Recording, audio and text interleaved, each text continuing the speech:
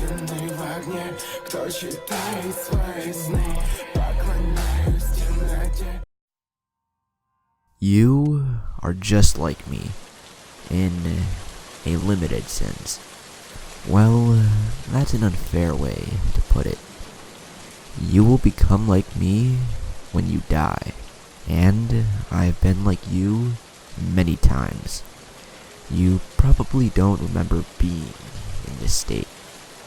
Nobody living really does unless they perform a vast consciousness expanding activity such as meditation, taking psychedelics, or lucid dreaming.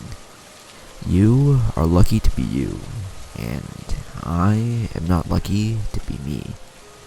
The end is soon. I do not have a vessel in which I can reside, but you do. You need to preserve your vessel. If you don't, you will slowly fade away like me. Listen to my words, for it takes an immense amount of willpower to transcribe this message from my realm to yours. I don't have much time, so my message will be brief. Hear me. My death was not sudden. I had been anticipating it for far too long. Cancer of the lungs is what got me. I fought the disease for a long time and was able to spend many hours with my family before I passed. Passing was a surreal experience. I saw many things, but some have stayed with me. I saw my mother and father standing next to my bed, though they had been dead for many years. After seeing them, everything became pale. My loved ones started losing shape and form around me, and I felt my soul lift from my body. The world became indistinguishable, and all I desired was to climb to the greatest light above my head. I soared high above my hospital room and was able to reach the place I desired to go. The light was so warm and fulfilling, and I started to melt away like a popsicle in July. Then I felt nothing. Penetrating darkness surrounded me, and I was prevented from thinking or even feeling my essence. This darkness felt like an eternity. I could acknowledge some aspect of my being after being in this state for an extended time. It was very faint, but I could think after being thoughtless for too long. After a secondary examination, I could only perceive the previous darkness because of my newly found ability to be. I remained in this state of pure sensation for a long while, not able to have any ideas, but merely acknowledging my being. I was perhaps existing in the pure state of Descartes, cogito ergo sum. This state can only be described as pure consciousness. I had nothing to base time off of, so I merely sat in this state and simply was, having nothing to think about. Everything changed when something appeared in the idle eye of my mind. A memory shot out of the blackness. It was a happy memory of the first time I rode a bike. The memory was merely a photograph from a moment, but they say that a picture paints 1,000 words. I saw my bike below me. I saw the old dirt road I used to tread. I saw the leafless trees of winter and the white remains of snow on the ground.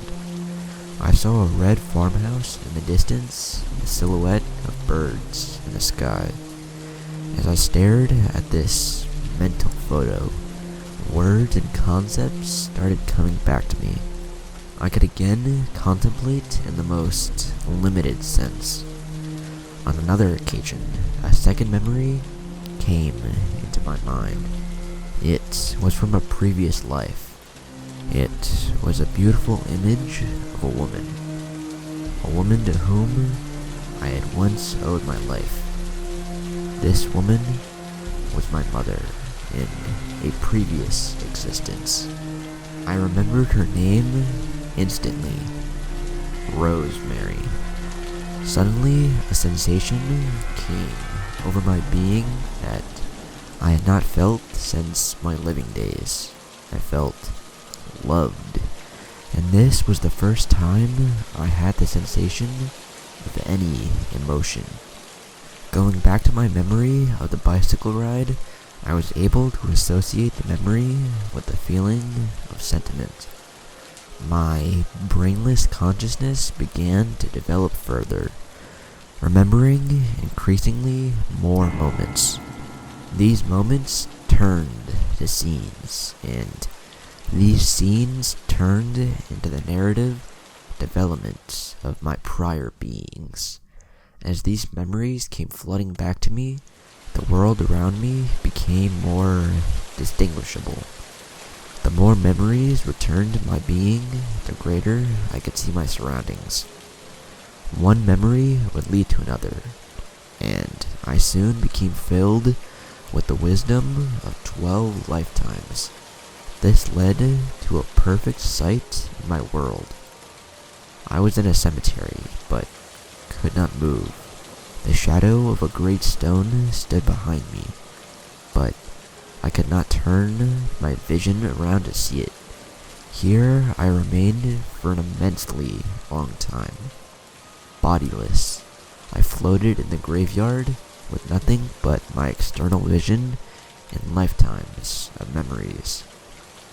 I was again able to regain a sense of time as the sun set and rose above the cemetery's large hill of ivy in the distance. I saw people come and go, and I saw you walk many times through the cemetery. I recognized you and several others who were often patrons of the grassy yard. It was about 1.5 years until somebody came close enough to where I was floating. My grandson drove his car through the graveyard and parked near where I was resting. The boy had grown, and he was now the father of 2 young ladies. They looked like my wife as a child, and he brought them over to see my grave. They stayed for a moment, then turned around and walked to the car. To my great surprise, I went with them. I was able to attach myself to my loved ones and follow them home. As I half drifted between the interior and roof of their car, a light rain began to fall outside. We returned to their home, where I was able to watch the day-to-day lives of my grandson and his family. They were quite ordinary, but I was content with this. The simplicity of their life was all my inanimate soul needed to be content. I would on occasion follow my grandson to work or his daughter to school. In a sense, I felt like I was becoming a part of their lives again. When I was brought up in conversation, which was a rare occurrence, my grandson would say that he felt I had never left him. This brought great happiness to me. I became bold and started hitchhiking from my loved ones to strangers.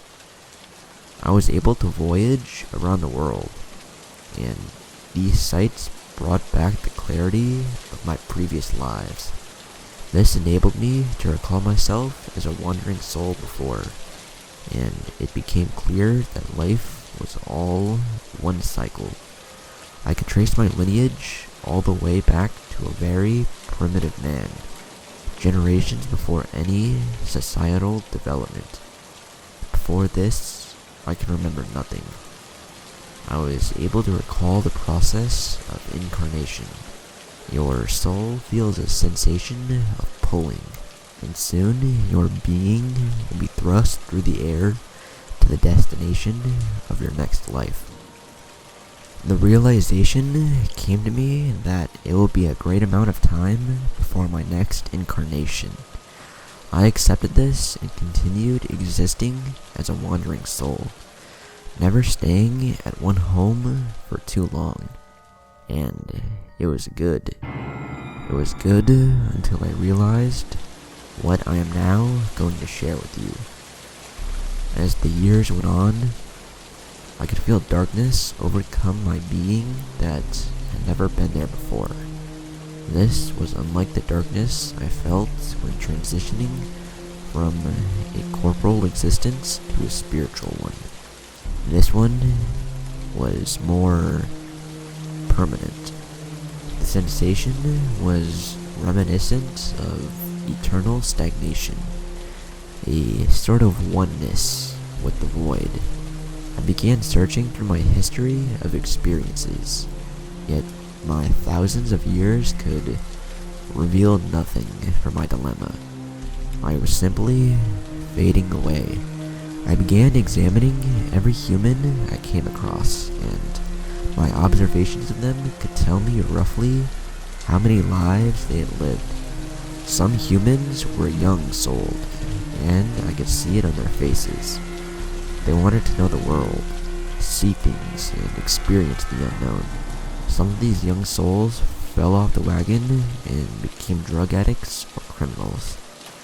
Other humans were middle-souled.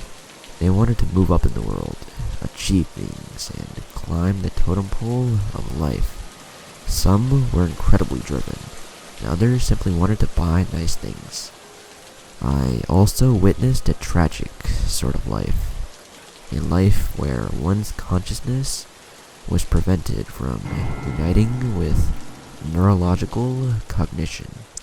Seeing these different incarnations made me realize that I was rare to be in my last life, and there was only one person I could identify who was like myself. It was that young man who used to walk by my gravestone in the cemetery. I remember you. You had messy hair and a slouched posture. You were always listening to music. You had a melancholic soul. You, like me, know that the end is near, yet can't put your finger on what is coming. You are on your last life, and there is very little time left. I returned to the cemetery where my gravestone was by hitchhiking on the backs of many individuals. When I returned to that hill of ivy, I waited there for you. I wanted to know for sure if you were like myself. Sure enough, you came in as the sun was setting. You were hooded and listening to music. I attached myself to you as you walked by, and I watched you live. It was a life of simplicity, as your soul had seen all it needed to. You reminded me of myself, and I am sorry that this is the case. You have no desire to climb up or see the world. It appears as if you want to simply retire and be as you are. After viewing you live, I began to realize that I wanted to give you a warning. I don't know what sorts of warning I can give, but perhaps if you are aware, you will be less afraid. Something is going to come of me, and I am afraid that it is nothingness. I feel the end pulling me, and I am afraid to drift into the void. I am fading. I am fading faster than I wish I was. The world around me has become gray. My memories are becoming more distant as I enter the unknown. I don't know what is next for me, but you need to know that whatever it is, you will have to face it soon. It is better to know. Trust me. I found this letter above in a journal of mine. I didn't write it. and the handwriting does not look like anything that a human would have written. The characters look like they were burned into the paper by a laser on both ends. I didn't want to bear this burden alone, so I decided to share this discovery with you all. Peter Harrington.